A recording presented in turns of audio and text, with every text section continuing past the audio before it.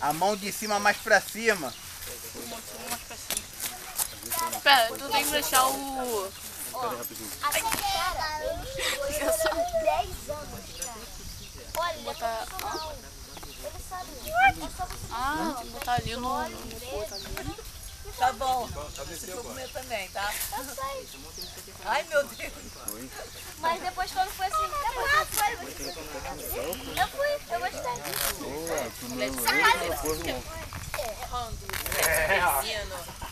Aí, eu gostei. Operacional, hein? Frente.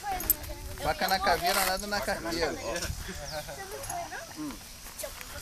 Olha, na hora de virar eu fiquei um pouquinho com medo, mas depois quando eu virei assim...